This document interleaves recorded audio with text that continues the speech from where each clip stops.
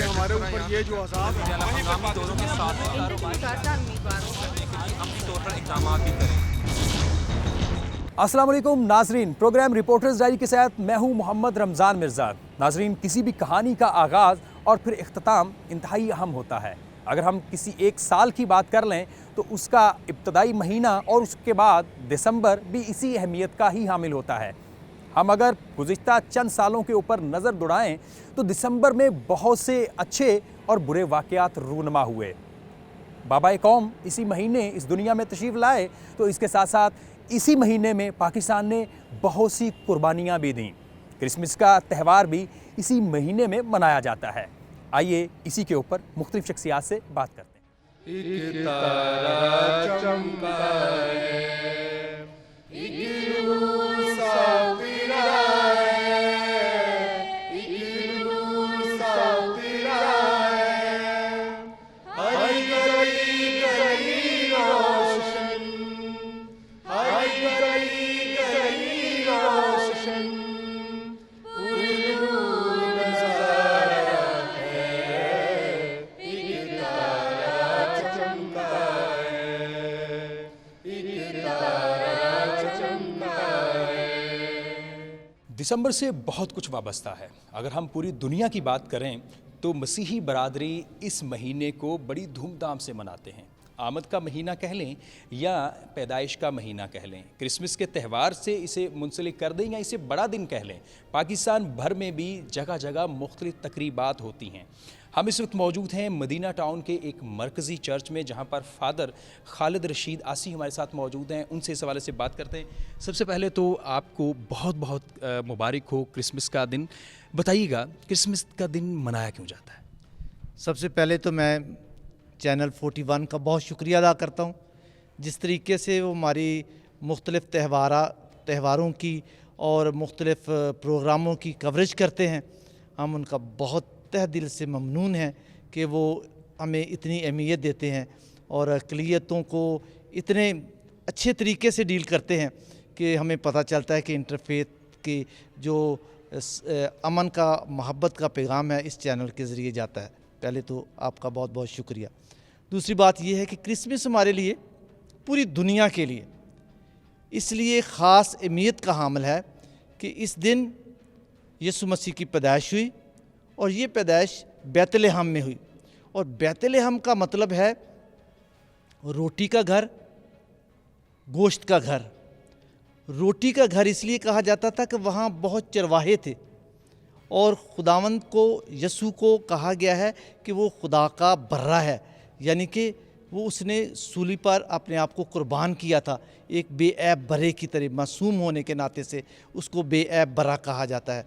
और दूसरा, वो गंदम के लिहाज से बैतलहम जो है वो बहुत मशहूर थी, इसलिए उसको रोटी और गोश्त का घर कहा जाता था। और वहाँ यसू का जो जन्म है वो उसमें अलामात शामिल हैं।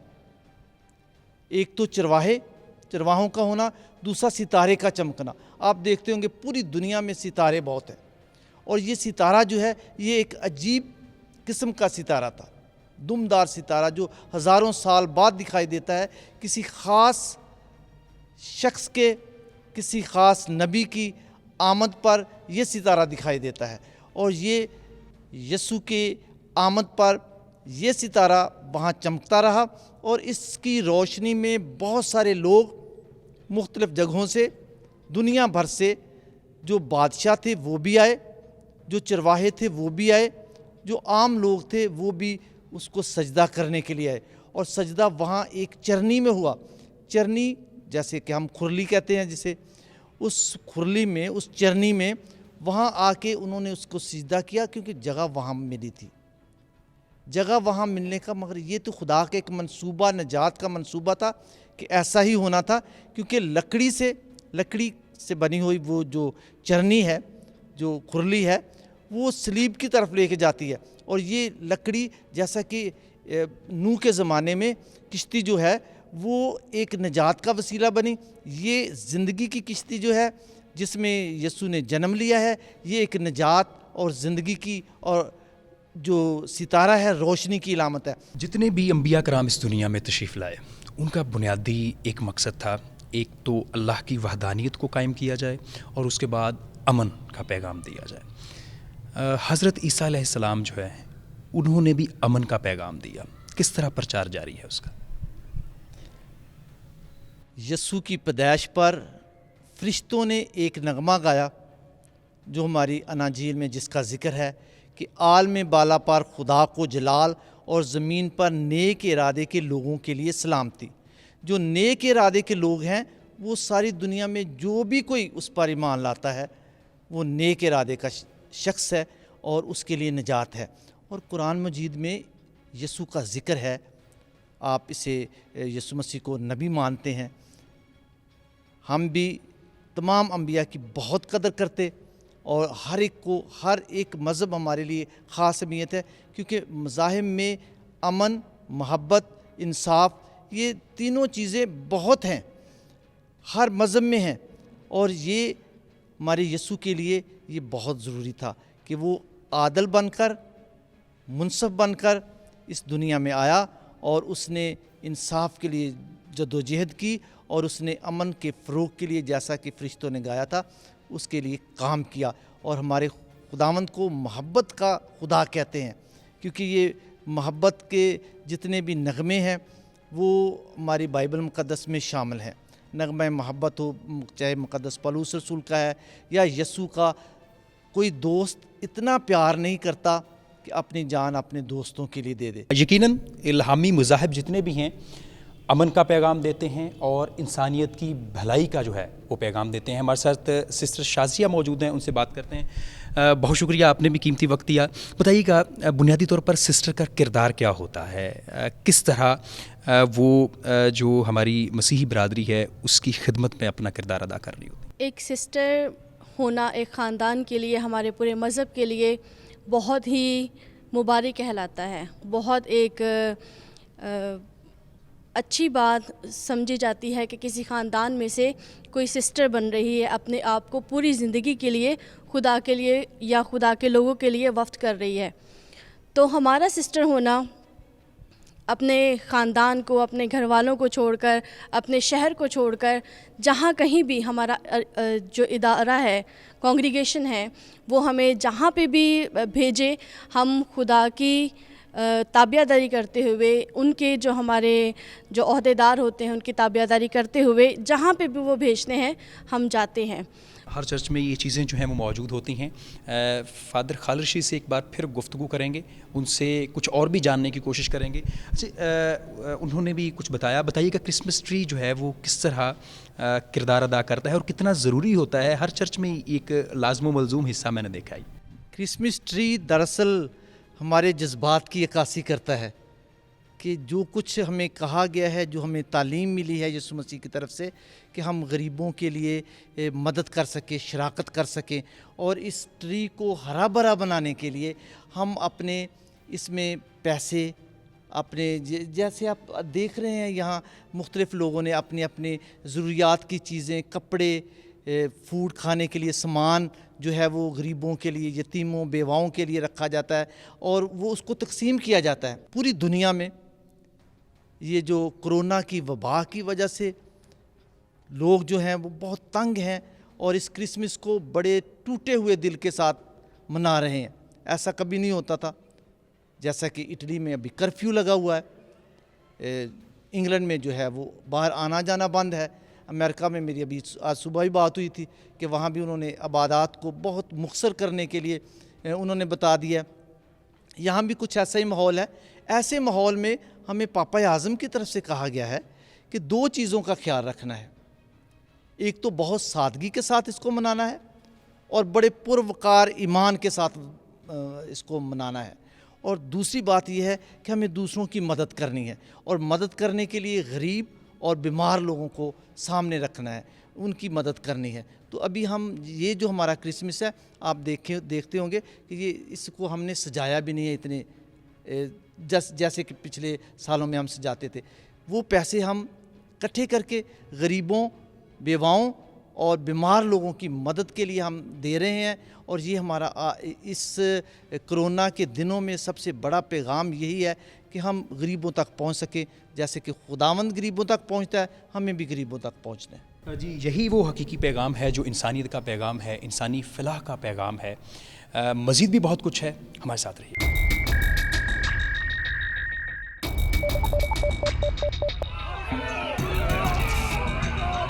بھائیوں وہ تو ضروری ہے ہمارے اوپر یہ جو عذاب ہے ہنگامی دوروں کے ساتھ عملی طور پر اقدامات بھی کریں. تم کتنے بھٹو مارو گے جو کریا کریا ماتم ہے, اور بستی بستی آنسو ہے, صحرا صحرا آنکھیں ہیں, اور متل متل نعرہ ہے.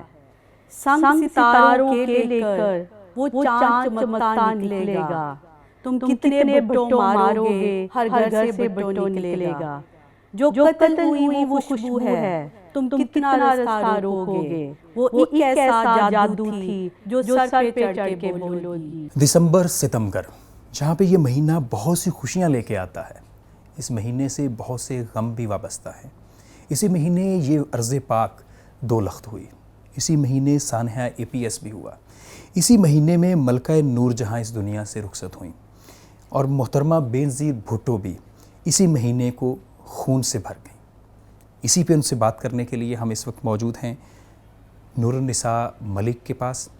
ہم سب سے پہلے ان کا شکریہ ادا کرتے ہیں. میڈم, بہت شکریہ, آپ نے وقت دیا. میڈم, یہ بتائیے گا, محترمہ بینظیر بھٹو شہید جب بھی ذہن میں آتی ہیں, سب سے پہلے بات آپ کے کیا ذہن میں آتی ہے, کیا محسوس کرتی ہیں ان کو سوچ کر؟ بہت شکریہ آپ کا کہ آپ نے اتنے اہم موقع پہ مجھے موقع دیا کہ میں محترمہ کے ساتھ اپنی وابستگی اور جو جذباتی وابستگی ہے وہ تھوڑی بہت باتیں شیئر کر سکوں. ایکچولی آپ نے جو کہا کہ محترمہ کو سوچنے کے بعد کیا محسوس ہوتا ہے, کہ میں ہمیشہ دسمبر میرے لیے بہت ہمیشہ ہی ٹچی رہا ہے, کیونکہ اس میں میری ریئل مدر کی بھی ڈیتھ ہوئی 10 دسمبر میں, اور دوسری میری سیاسی استاد, سیاسی مینٹر اور سیاسی جس کو کہتے ہیں نا ہماری لیڈر, اور جس کو یعنی انسپریشن جو تھی, ان کی بھی ڈیتھ دسمبر میں ہوئی. تو دسمبر ہمیشہ ہی, دسمبر کا آغاز بہت اداس کر دینے والا ہوتا ہے. یہ صرف میرے لیے نہیں, یعنی کہ میں پیپلز پارٹی کے ایک عہدیدار ہوں, یہ پورے پاکستان کی ماؤں بہنوں کی اور بیٹیوں کو ہمیشہ دسمبر میں ان کی کمی محسوس ہوتی ہے, کیونکہ وہ جو کچھ کرنا چاہتی تھی اس ملک کی خواتین کے لیے, بہنوں کے لیے, بیٹیوں کے لیے, ان کو وہ کرنے نہیں دیا گیا. تو یہ ستم صرف ان کی فیملی کے ساتھ نہیں ہوا, پاکستان پیپلز پارٹی کے ساتھ نہیں ہوا, یہ پورے پاکستان کی بہنوں اور بیٹیوں کے ساتھ ہوا ہے. محترمہ بینظیر بھٹو کو دختر مشرق بھی کہا جاتا ہے, ایک مثال ہیں وہ پوری دنیا کے لیے. اگر ہم دیکھیں تو رضیہ سلطانہ جو کہ برصغیر پاک و ہند میں پہلی حکمران ہیں, ان کے بعد اگر نام لیا جاتا ہے تو انہی کا نام لیا جاتا ہے. ملک پسماندہ ہونے کے باوجود یہاں پر محترمہ جو ہیں ایک مثال سے کم نہیں. آپ کیا کہیں گے اس حوالے سے؟ جی, بہت اچھا سوال ہے آپ کا. ایکچولی محترمہ کی جو ذات ہے اور جو ان کی پرسنالٹی ہے وہ بہت سی انفرادیت خوبیوں کا مجموعہ ہے. اس میں سب سے بڑی جو ان کی خوبی ہے, جو ان کی خاصیت ہے, جو ان کی پرسنالٹی کا حصہ ہے, وہ ان کی جوان مردی, ان کا نڈر پن اور ان کی طاقت اور ہمت ہے. جو آج بھی ہم جیسی خواتین کو جو سیاست میں ہیں یا جو کچھ کر کے دکھانا چاہتی ہیں, جو عام خواتین ہیں پاکستان کی, وہ ان کے لیے استعارہ ہے طاقت اور ہمت کا, کہ انہوں نے نہ صرف خود آگے بڑھ کے, آپ کو بھی پتہ ہے کہ جس دور میں انہوں نے سیاست کا آغاز کیا, ان کے یعنی باپ کو شہید کیا گیا, کس طرح عوام سے ایک مقبول لیڈر کو, ایک الیکٹڈ وزیر اعظم کو چھینا گیا اور ان کو تختہ دار پہ لٹکایا گیا, پھر ان کی فیملی کو کس طرح تخت مشک بنایا گیا, ان کو پاکستان میں رہنا ان کا دوبر کر دیا گیا. مگر اس کے باوجود بھی اس خاتون نے ہمت نہیں ہاری, اور اس خاتون نے اور ان کی ساتھ والدہ نے, میں سمجھتی ہوں کہ اگر محترمہ بینظیر بھٹو کو ہم طاقت اور ہمت کا یعنی استعارہ سمجھتے ہیں, تو اس کے پیچھے ان کی والدہ کی ہمت اور طاقت تھی, کہ جو انہوں نے اپنی بیٹی کو دی اور ان کو بتایا کہ ان باطل قوتوں کے سامنے جھکنا ان کو اور شے دینے کے برابر ہے. उन्होंने उस टाइम स्ट्रगल की जिस टाइम ख़वातीन का यहाँ पे पाकिस्तान में यानी कोई ऐसा स्कोप नहीं है, एक इस्तेसाल ज़दा तबका समझा जाता है, जिनको दबाया जाता है, जिनके राइट नहीं दिए जाते, जिनको महकूम रखा जाता है। मगर उस खातून ने जो बेशक मगरबी तालीम उन्होंने ली, मगरब में वो परवान चढ़ी, मगर उनकी जड़ें अपनी अवाम में थी। और यही वजह थी कि जब शहीद जुल्फ़िकार अली भुट्टो को पता था कि मुझे अब मेरा ज़्यादा टाइम नहीं है, तो उन्होंने अपनी बेटी को, जब वो वहाँ मुलाकात करने गई, तो उन्होंने कहा कि बेटी मैं तुम्हारे हाथ में अवाम का हाथ दे रहा हूँ। उस टाइम उनके बेटे भी थे, मगर उन्होंने अपने बेटों के लिए ऐसी कोई बात नहीं की, उन्होंने अपनी बेटी के, क्योंकि हर बाप को और हर माँ को पता होता है कि उसकी औलाद में क्या कैपेबिलिटीज़ हैं और क्या अहलियत है, क्या काबिलियत है। तो यही कुछ उनकी खुसूसियात थी कि शहीद जुल्फ़िकार अली भुट्टो ने अपनी बेटी को अपना जानशीन आगे मुकर्रर किया। और फिर वक्त ने साबित किया कि जुल्फ़िकार अली भुट्टो का उस टाइम का फ़ैसला कितना ज़बरदस्त था कि उनकी बेटी ने 11 साल, जो स्याह तरीन दौर था मार्शल्लाह का, उसको बर्दाश्त भी किया, उसका मुकाबला भी किया और फिर पाकिस्तान की प्राइम मिनिस्टर भी बनी। 80 की दहाई 1977, वालिद लंबी कैद के बाद फांसी दे दी जाती है उन्हें। भाई जो हैं वो बाहर हैं, सबसे बड़ी हैं, कोई सहारा नहीं। कितना कठिन वक्त था उनके ऊपर। कभी अगर याद करती हैं तो क्या सोचती हैं आप? देखिए, अभी आपने खुद ही सवाल जो किया है उसमें आप खुद देखें कि एक लड़की जो नहती लड़की हो, यंग हो, शादीशुदा भी ना हो, बाप का साया भी सर से उठ जाए, भाई एग्ज़ाइल पे हो और छोटे हों, और फिर पै दर पै जो हैं सितम है और जुल्म है, और 11 साला स्याह दौर है जो ख़त्म होने का नाम नहीं लेता। मैं कहती हूँ कि हम भी खातून हैं, हम भी यानी सियासत में हैं, मगर उस तरह की सियासत का हम कंपैरिजन नहीं कर पाते। यानी इतनी सब्र, इस्तकामत और हिम्मत के साथ उन्होंने उस स्याह दौर का मुकाबला किया। उन्होंने अपने सामने अपनी वालदा पे होते जुल्म देखे, अपने भाइयों का कत्ल होते देखा, अपने बाप को शहीद होते देखा, फिर अपने साथ क्या क्या नहीं उनके साथ किया गया। यानी मैं समझती हूँ कि मैं भी एक खातून हूँ, मैं भी सियासत में हूँ, मगर उनके जो जुल्म व सितम का मैं अहाता करते हुए भी मेरे रोंगटे खड़े होते हैं कि अल्लाह ताला ने इतनी बेमिसाल हमें लीडर दी थी, इतनी ताकत, इतनी हिम्मत और इतना विजन था, इतना यानी जो एक लीडरशिप की खुसूसियात होती हैं। मगर बदकिस्मती हमारे पाकिस्तान की और हमारी कि उनको कैसे हमसे छीना गया। हालांकि ऐसी खातून को जो उनका विजन था, जो उनकी सोच थी, वो पाकिस्तान में उनको हालांकि 2 दफ़ा हुकूमत मिली, एक दफ़ा 2 साल के लिए, एक दफ़ा 2.5 साल के लिए, उनको काम नहीं करने दिया गया। उनके ऊपर ऐसी ताकतें रही कि जो खातून की हुक्मरानी को पसंद नहीं करते थे, जो ये समझते थे कि खातून की हुक्मरानी करना उसके आगे झुकने के बराबर है। हालांकि अगर पाकिस्तान के अवाम ने एक हुक्मरानी की ताकत एक खातून को दी है तो हमें उसकी यानी वोट की इज़्ज़त देनी चाहिए थी, वोट के वो जो एहतराम करना चाहिए था, मगर वो नहीं किया गया। कहने का मकसद मैं ये कहूँगी कि अगर उनको टाइम मिलता, अगर वो अभी भी हमारे दरमियान होती, तो जो उनकी सोच थी, जो पाकिस्तानी हम जैसी ख़वातीन की, जो दूसरी ख़वातीन के लिए एक हिम्मत की ताकत थी, जो वो करना चाहती थी, उन्होंने जैसे वीमेन बैंक बनाए, वीमेन पुलिस स्टेशन बनाए और बहुत सी ऐसी उनके कारनामे हैं जो स्पेशली खातून और यूथ के लिए थी। तो ऐसा बहुत सा उनका विजन था जिसको वो लेके चलना चाहती थी, पाकिस्तान का नाम दुनिया में रोशन करना चाहती थी, मगर उनको नहीं करने दिया गया, उनको हमसे छीन लिया गया।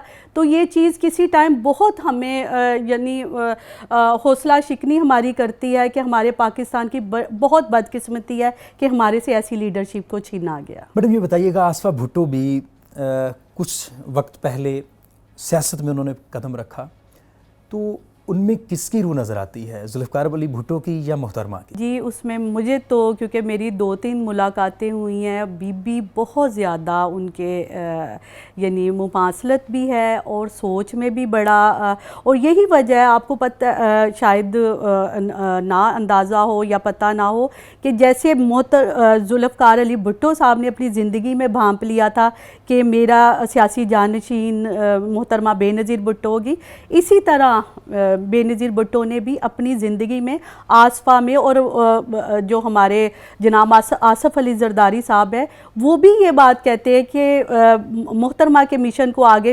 بڑھانے میں اور آگے لے کر چلنے میں آصفہ بھٹو بڑا اہم رول پلے کر سکتی ہیں۔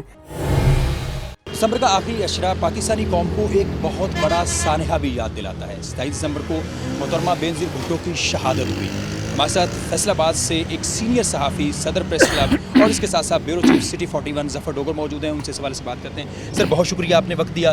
سر دسمبر کا آخری عشرہ اور آپ اس وقت صحافت میں بھی تھے، آپ ان کو بڑی قریب سے جانتے بھی ہیں، صحافت کے شعبے سے بھی وابستہ ہونے کی وجہ سے آپ ان کے بارے میں بہت کچھ جانتے ہیں، کیا کہیں گے اس حوالے سے؟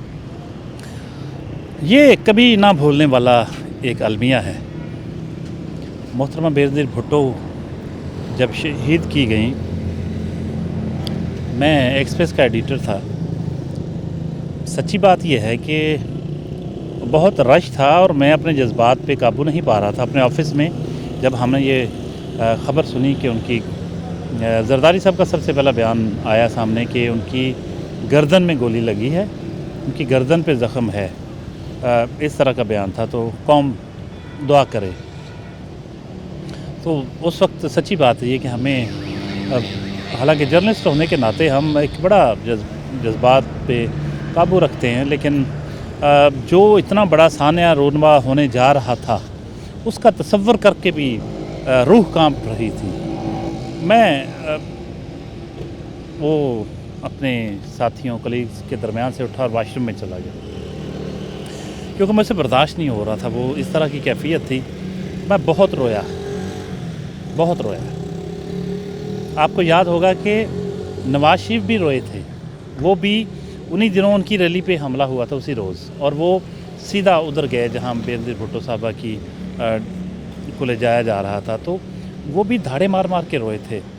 یہ ایک وجہ تھی اس کی کہ اس ملک کی سیاست کے ساتھ، اس ملک کے جو پاپولر لیڈرز ہیں ان کے ساتھ جو کھیل کھیلا جا رہا تھا، وہ اندرونی سازشیں ہوں یا بین الاقوامی سازشیں، پاکستان کا مستقبل تاریک نظر آ رہا تھا۔ پاکستان کی سیاست کو خون میں ایک بار پھر نہلا دیا گیا تھا۔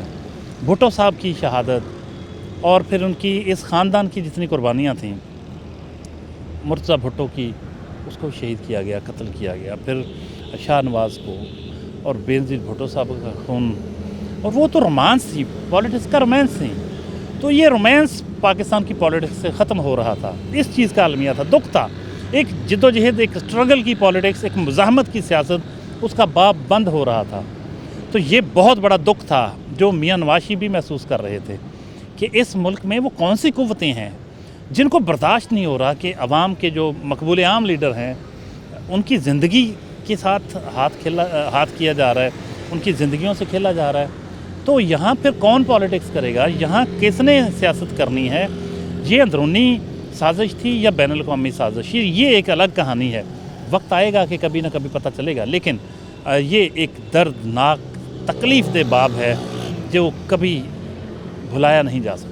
اچھا سر، ایک اور بات، محترمہ کا ذکر جب ہوتا ہے تو ان کی شخصیت کے حوالے سے، ان کی سیاست کے حوالے سے، ان کے خاندان کے حوالے سے کون سا اہم نقطہ ہے، کون سی اہم بات ہے جو آپ کے ذہن میں گھومتی ہے؟ دیکھیے، میں سمجھتا ہوں کہ ان کی سیاست کا جو سب سے بڑی بات ہے کہ یہ عوام کے ساتھ جڑے ہوئے ہیں۔ بھٹو صاحب سے لے کے بے نظیر بھٹو صاحبہ تک یہ عوام کی سیاست کرتے تھے۔ بدقسمتی سے اس ملک میں عوام کی سیاست کرنے والوں کو کام نہیں کرنے دیا جاتا۔ جتنی قربانیاں، جتنی جدوجہد بھٹو خاندان کی ہے اس ملک کے لیے، یعنی ان کے فادر نے، بھٹو صاحب نے ایٹمی پروگرام دیا اس ملک کو۔ آج جو ڈیٹرنٹ ہے، ایک वो डेटरेंट के तौर पे ना होता तो आज कोई इंडिया पता नहीं कब का हमला कर चुका होता। और बेनज़ीर भुट्टो साहबा ने मिज़ाइल टेक्नोलॉजी, एटमी मिज़ाइल ले जाने वाली टेक्नोलॉजी कोरिया से जो ली, ये इतना बड़ा कारनामा है भुट्टो साहब का और बेनज़ीर भुट्टो साहबा का कि पाकिस्तान की पॉलिटिक्स में इसका कोई जवाब नहीं, कोई तोड़ नहीं। इसलिए दुख होता है कि जो लोग भी पाकिस्तान के लिए कुछ करते हैं उनको रास्ते से हटा दिया जाता है। सर एक और बात करना चाहूँगा, लियाकत अली ख़ान शहीद होते हैं, उसके बाद भुट्टो जान से जाते हैं, ज़ियाउल हक़ का भी जो है वो शुमार कुछ ऐसी अमवात में होता है जिनका सुराग नहीं लग सका। इसी तरह बहुत सारे ऐसे नामवर शख्सियात जो हैं वो आईं और इसी तरह इस दुनिया से चली गईं। आप नहीं समझते कि बेनज़ीर भुट्टो का जो शहादत है उसमें इदारे जो हैं वो नाकाम हो गए हैं कि आज हम एक बार फिर बरसी मना रहे हैं और इसके बावजूद उनके कत्ल का कोई खोज नहीं लग सका? देखिए, ये बहुत ही दर्दनाक बाब है पाकिस्तान की सियासी तारीख़ का कि बानी पाकिस्तान से लेकर उनकी मौत भी ख़ुद एक बड़े पुरअसरार हालात में हुई, जिसने अपना सब कुछ इस कौम के लिए, इस मुल्क के लिए कुर्बान कर दिया, अपनी सेहत, अपनी ज़िंदगी, सब कुछ दाव पे लगा दी। उनकी मौत भी पुरअसरार हालात में हुई। लियाकत अली ख़ान की मौत भी पुरअसरार हालात में हुई। भुट्टो साहब की फांसी, मौत, उनके बेटों की मौत, बेनज़ीर साहबा की मौत, इवन ज़ियाउल हक़ के त्यारे का क्रैश कर जाना जिसमें इतनी कीमती जानें गईं, इतने हमारी मुसल्लह अफवाज के इतने जर्नैल शहीद हुए, तो ये बड़ी तकलीफ़ दे बात है कि कौन है, वो कौन सी क़ुव्वतें हैं जिनके लिए बहुत इजी टारगेट है पाकिस्तान, और पाकिस्तान के बहुत बड़े बड़े जो कायदीन हैं उनको रास्ते से यूं हटा दिया जाता है जैसे मक्खन से बाल निकाल दिया जाता है। तो ये लम्हा फ़िक्रिया है, इस पे गौर करने की ज़रूरत है। हमारे यहाँ ये हो नहीं सका कि बड़े बड़े जो सानेआत हैं उनकी कभी कोई रिपोर्ट सामने आई हो या हम हक़ाइक़ तक पहुँच सके हों, ऐसा हुआ नहीं। सर मोहतरमा के बारे में क्या अल्फाज कहना चाहेंगे? बहुत बड़ी लीडर थी, बहुत बड़ी इंसान थी, गरीब आवाम का दर्द समझती थी और गरीबों की, महरूम तबके की आवाज़ थी, और उनकी सारी ज़िंदगी स्ट्रगल में, जद्दोजहद में गुज़री। उन्होंने अपने नज़रियात की उसकी के लिए अपनी जान की कुर्बानी भी देने से दरेग नहीं किया। सर बहुत शुक्रिया, आपने कीमती वक्त दिया। यकीनन उन्होंने इस वतन के लिए, इस कौम के लिए अपनी जान की कुर्बानी देने से भी दरेग नहीं किया। और भी इस प्रोग्राम में कुछ है, हमारे साथ रहिए।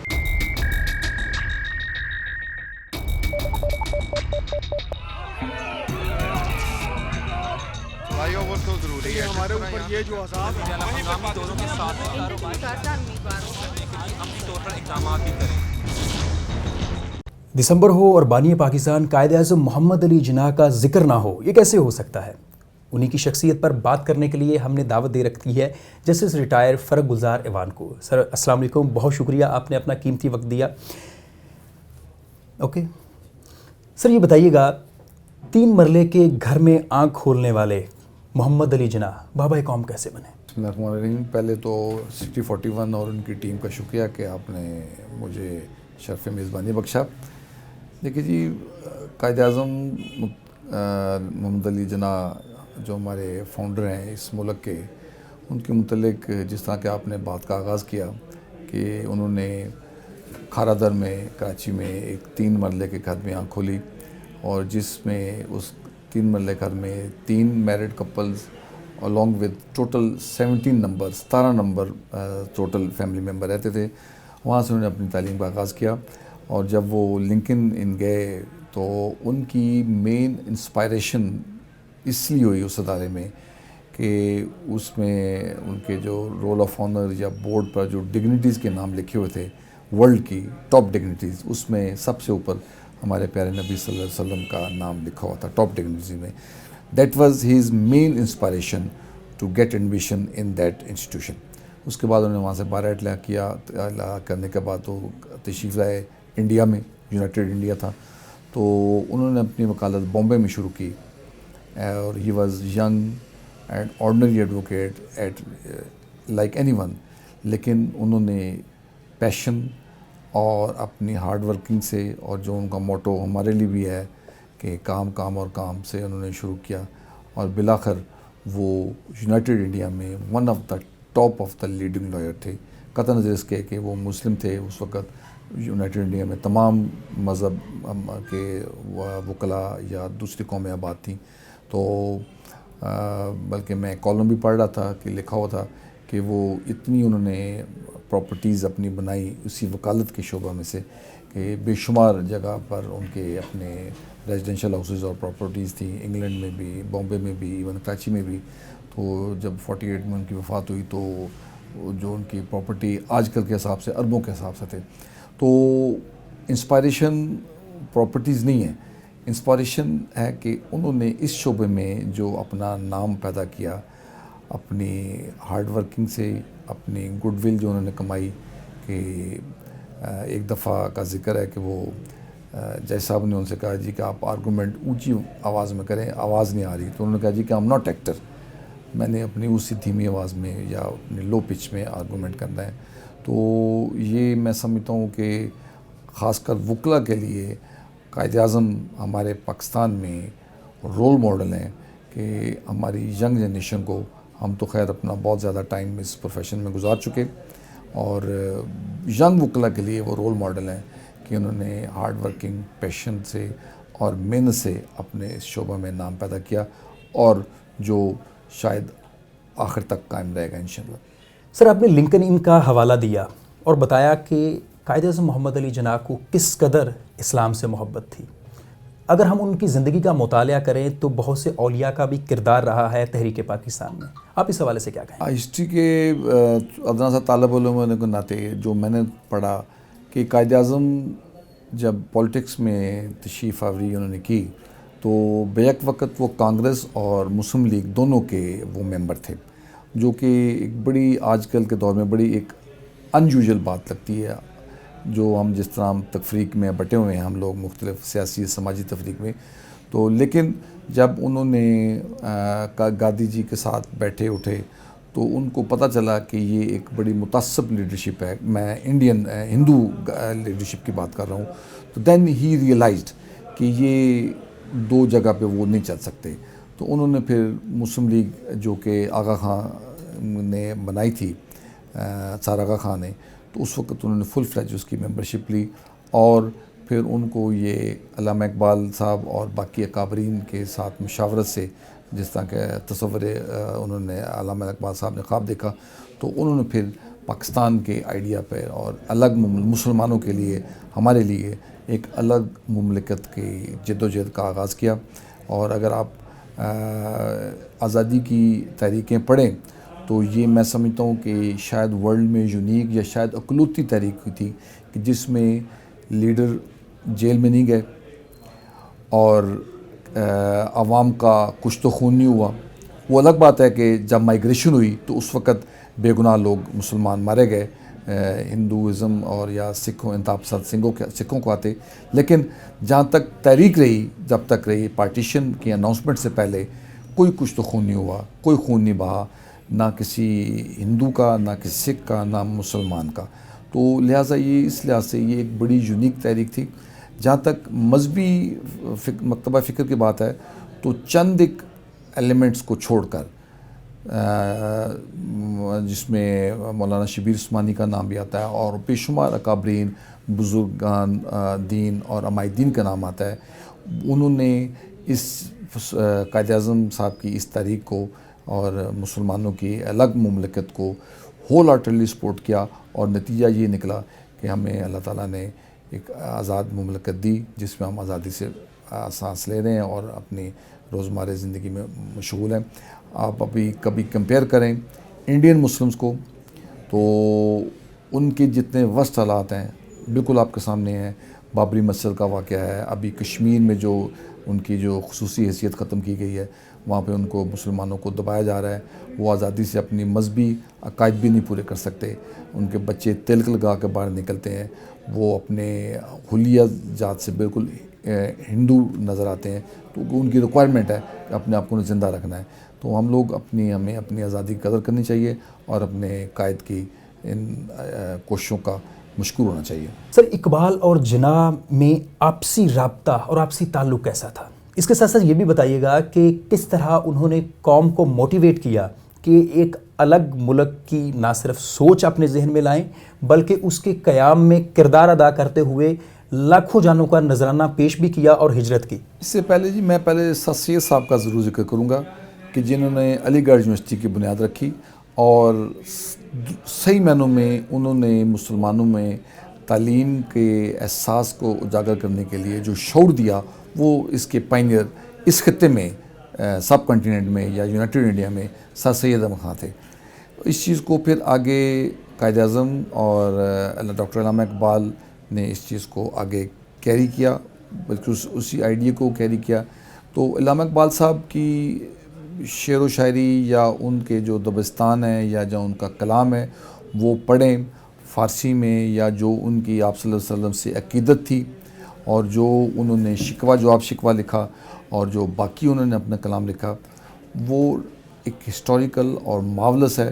اور قائد اعظم کو انہوں نے جس طریقے سے اس اپنے تصور سے اپنے خواب سے آگاہی کی اور انہوں نے بلکہ یہاں تک بھی کئی جگہ پڑھا گیا ہے کہ قائد اعظم کو انگلینڈ سے لانے میں علامہ اقبال کا بڑا کلیدی رول تھا کہ انہوں نے وہاں پر جا کر ملاقات کی اور محمد علی جناح کو قائد اعظم صاحب کو وہاں موٹیویٹ کیا اور وہ اسی موٹیویشن کی وجہ سے انڈیا میں تشریف لائے. اور یہ پھر اس دونوں نے مل کر اس جب ہم 23 مارچ جو مناتے ہیں 23 مارچ کی قرارداد اور اس پہ انہوں نے کام کیا اور بالآخر اس کا نتیجہ ہمارے پاکستان کی شکل. برصغیر پاک و ہند کی اگر مجموعی طور پر شخصیات کا ذکر کیا جائے تو گاندھی بھی ایک بڑی پرسنالٹی ہے. قائد اعظم محمد علی جناح اور گاندھی کو آپ کس طرح کمپیئر کر رہے ہیں؟ دیکھیے جی گاندھی کو میں نے جتنا پڑھا ہے گاندھی ایک ہندو نیشنلسٹ لیڈر تھا لیکن چونکہ انڈیا بہت بڑا ملک ہے ہم سے ان کی میڈیا بڑا وائبرنٹ ہے اور انہوں نے اس کو بڑا اجاگر کیا ہوا ہے ورلڈ میں اور اس کا جو ایک بظاہر لبادہ تھا کہ دو چادروں میں پھرتا تھا لیکن بیسیکلی اگر آپ ان کی دونوں کی تھاٹس کو ان کے ویوز کو اور ان کی تقاریر کو کمپیریزن کریں تو دیر از no match between Quaid Azam and Gandhi. Gandhi صاحب ایک مخصوص حلقہ فکر کو ریپرزینٹ کرتے تھے لیکن چونکہ انڈیا میں ورلڈ میں انہوں نے اجاگر بہت کیا لیکن قائد اعظم صاحب ان سے اپنی تعلیمات وائز اپنے خیالات کے حساب سے اپنی موٹیویشن کے حساب سے اپنی کمٹمنٹ کے حساب سے بدرجہ بہتر میں سمجھتا ہوں. اگر قائد اعظم کی سوچ اور تحریک کے کوئی جانشین ہوتے تو جو صورتحال اس وقت پاکستان کی ہے کیسی ہی ہوتی؟ Very simple question. بالکل نہیں. ہم نے ان کے فرمودات کو چھوڑ دیا, ہم نے ان کی تعلیمات کو بھلا دیا, جیو اور جینے کا جو انہوں نے ہمیں کنسیپٹ دیا تھا ہم نے وہ ختم کر دیا. ہم مذہبی تفریق میں, علاقائی تفریق میں, صوبائی تعصب میں بٹ گئے اور بلکہ میں چند روز پہلے پڑھ رہا تھا کہ ایسٹ پاکستان کا جو سانحہ ہوا کہ وہ اکثریت اقلیت سے تنگ آ کے بھاگ گئی. اس سے زیادہ میں کچھ نہیں کہوں گا. سر 2020 بڑا بھاری تھا پاکستان پہ بھی اور پوری دنیا پہ بھی اور اس وقت پھر کرونا کی دوسری لہر جو ہے وہ چل رہی ہے. آنے والے سال کے حوالے سے کس حد تک پر امید ہیں؟ دیکھیے جی امید پہ دنیا قائم ہے. بحیثیت مسلمان یہ ہمارا ایمان ہے کہ آنے والا کل آج سے بہتر ہوگا انشاءاللہ عزیز.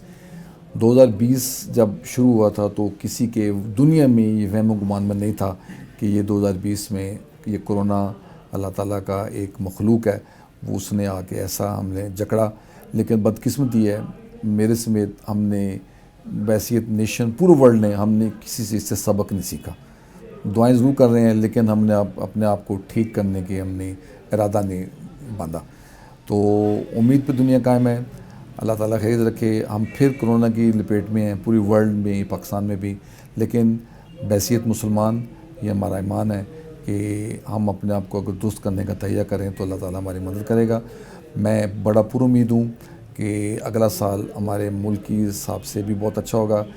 مارچ میں سینٹ کا الیکشن آ رہا ہے اور بڑے ایونٹ آ رہے ہیں تو امید ہے کہ ہم ایک دفعہ پھر پاکستانی قوم اپنے ٹریک پر آ جائے گی انشاءاللہ عزیز, اللہ تعالیٰ نہ چاہا تو. جیسے صاحب آپ کا بہت شکریہ, آپ نے قیمتی وقت دیا. آپ سے اس امید کے ساتھ اجازت چاہوں گا کہ آنے والا سال امید سے بھرا ہوگا اور اس میں وہ تمام پریشانیاں جو ہم نے 2020 میں دیکھیں ہم ان سے دور رہیں، اور یہ بھی امید کروں گا کہ خدا کرے کہ دسمبر پھر کبھی خون آلود نہ ہو۔